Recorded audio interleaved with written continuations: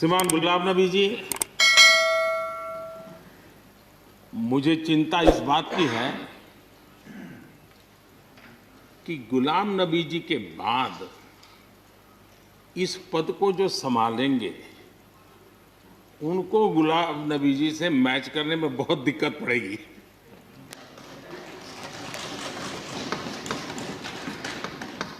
क्योंकि गुलाम नबी जी अपने दल की चिंता करते थे, लेकिन देश की और सदन की भी उतनी ही चिंता करते थे। ये छोटी बात नहीं है जी, ये बहुत बड़ी बात है।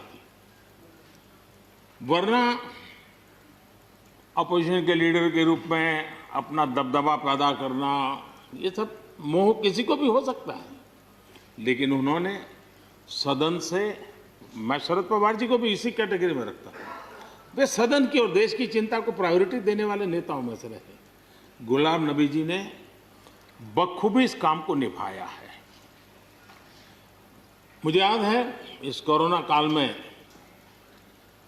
मैं एक फ्लोर लीडर्स की मीटिंग कर रहा था, तो उसी दिन गुलाम नबी जी का फोन आया।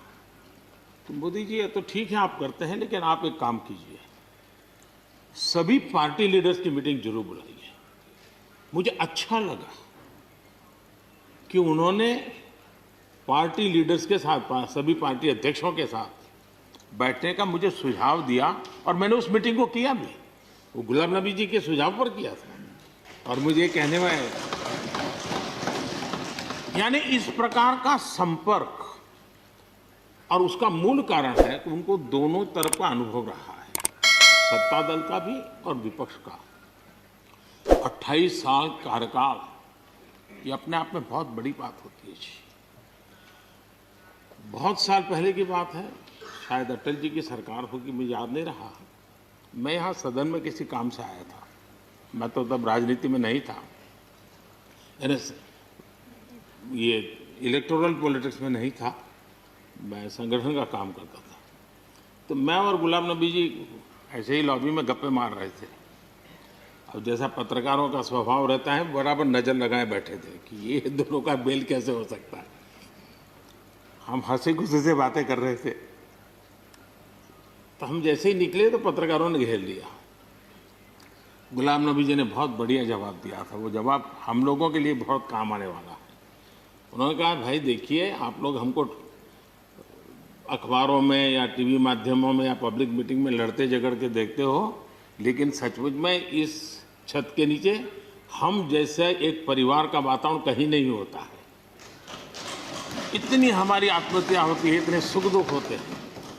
ये जो स्पिरिट है, वो स्पिरिट अपने आप में बहुत बड़ी बात होती है।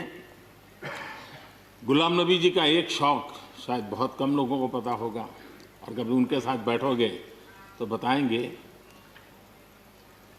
हम सरकारी बंगलों में रहते हैं, तो बंगले की दीवारें, अपना सोफा सेट, उसी के आसपास हमारा दिमाग रहता है। लेकिन गुलाम नबी जी ने उस बंगले में जो बगीचा बनाया है, यानी एक प्रकार से कश्मीर की घाटी की याद दिला दे, ऐसा बगीचा बनाया है। और इसका उनको गर्व भी है। वो समय देते हैं, नई नई चीजें जोड़ते हैं, और हर बार जब कंपटीशन होती है तो उनका बंगला नंबर 1 ले आता है।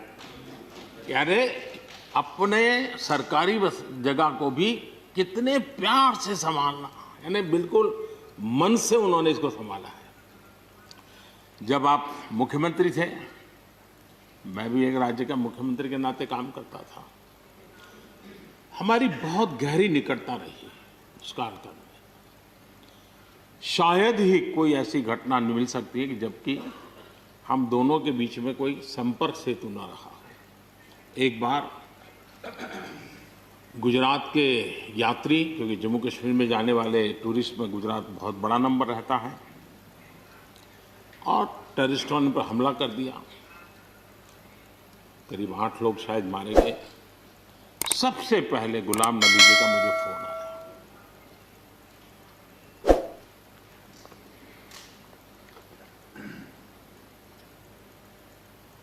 और वो फोन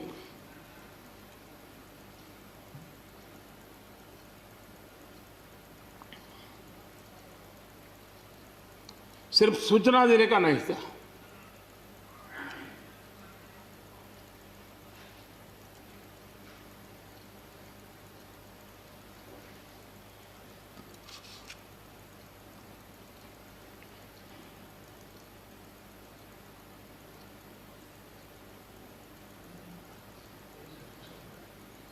उनके आंसू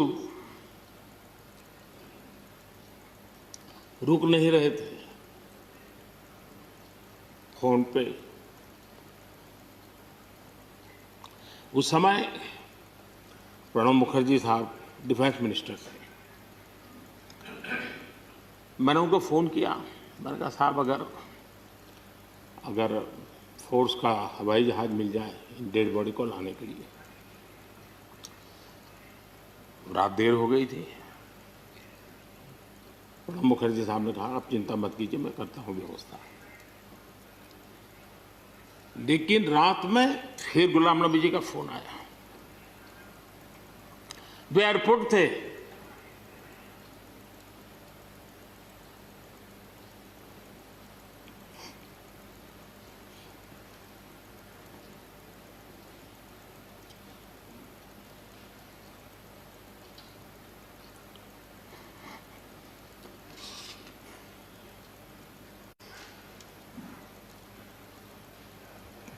एयरपोर्ट से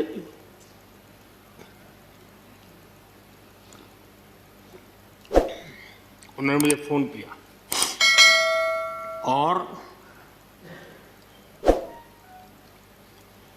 जैसे अपने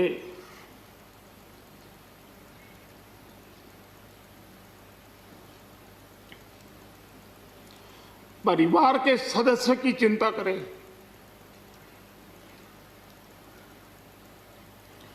वैसी चिंता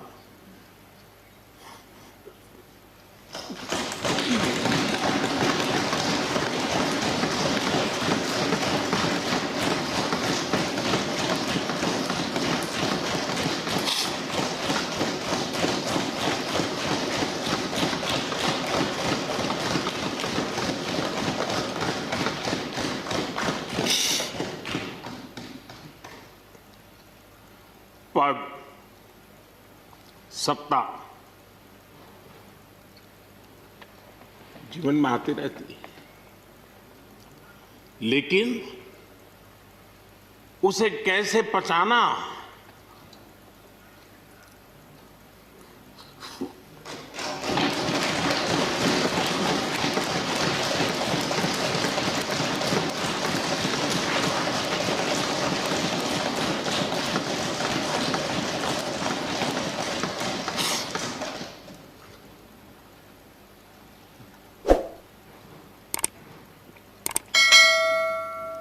मेरे लिए बड़ा भावुक पल था।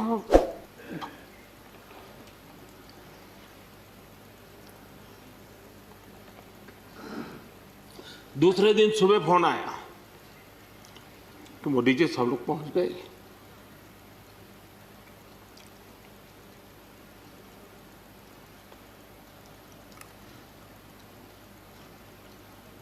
इसलिए एक मित्र के रूप में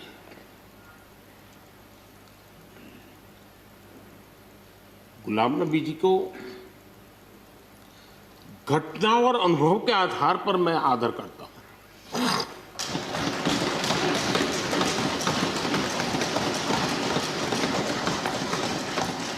और मुझे पूरा विश्वास है कि उनकी सौम्यता, उनकी नम्रता, इस देश के लिए कुछ कर गुजरने की उनकी कामना, वो कभी उनको चैन से बैठने नहीं देगी।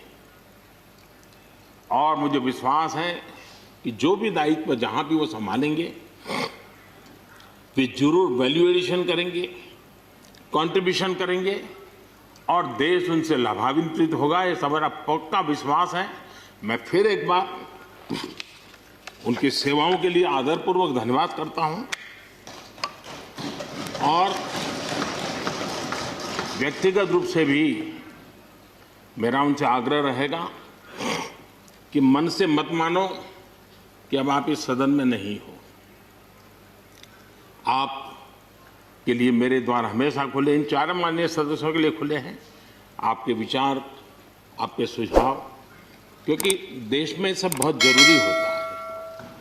ये अनुभव बहुत काम आता है, मुझे मिलता रहेगा, ये अपेक्षा मैं रखता ही रहूँगा। आपको मैं निवृत्त होने नहीं दूंगा। फिर एक बार बहुत शुभकामनाएं, धन्यवाद।